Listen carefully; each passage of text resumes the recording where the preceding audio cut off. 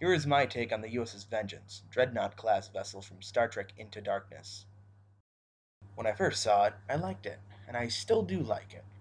But I have, since seeing the film, started to see some issues with the overall design.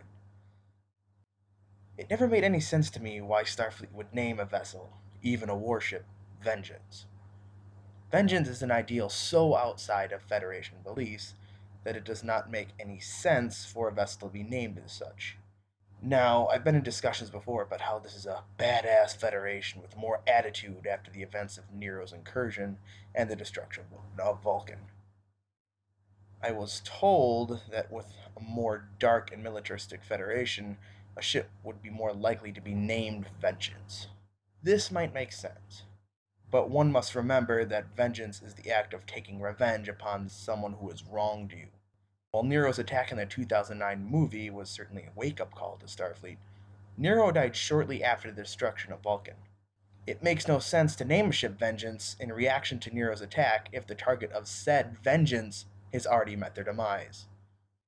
As for the size of such a warship, well, that's something I can't fathom either. The ship has the overall general Starfleet look, a saucer, an engineering hull, and two warp nacelles, which is why I like the design.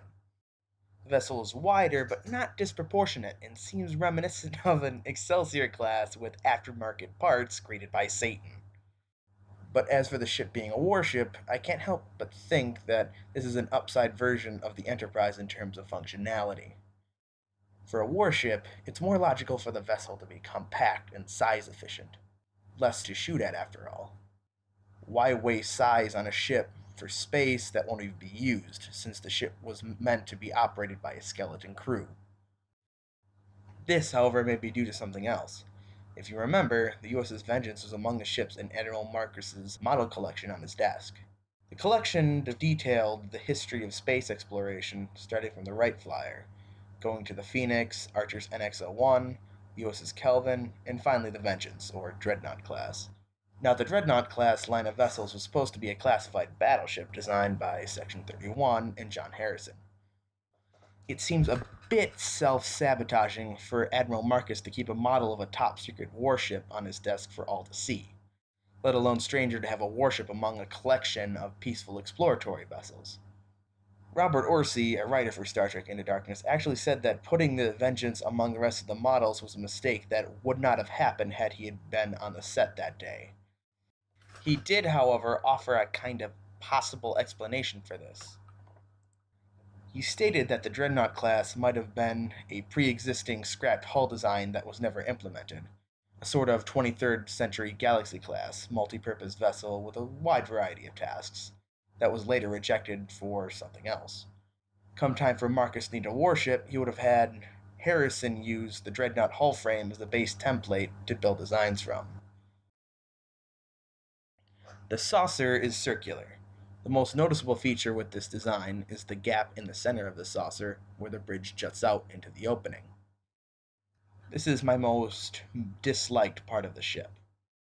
People have always criticized Star Trek in the past for having their bridges being at the very top of the ship, but this Dreadnought class gets an award for being the first Federation ship to have a bridge that can be targeted from both the top and the bottom of the saucer. I don't have much to say on the engineering hull other than the navigation reflector, which is very reminiscent of the Excelsior and Sovereign class designs. Seems kind of like a, not really an homage, but kind of a combination of those two design elements. As for the nacelles, they looked cool. I liked the jet-like intake buzzard collectors on the fronts of the nacelles. The rest of the ship looks fine. I found the weaponry of the ship a little dissatisfying for a warship. Traditionally, the primary weapons phasers are localized mostly in the saucer because the saucer offers a good place to mount weapons in equal firing arcs. Torpedo launchers are usually mounted on the engineering hull in fore and aft firing positions, although they don't have to be limited to that restriction. The Dreadnought class has very little in observed weapons from the film. The Vengeance only used its two pulse phaser pods on either side of the navigational reflector and two slow, bulky torpedo turrets that were then quickly disabled.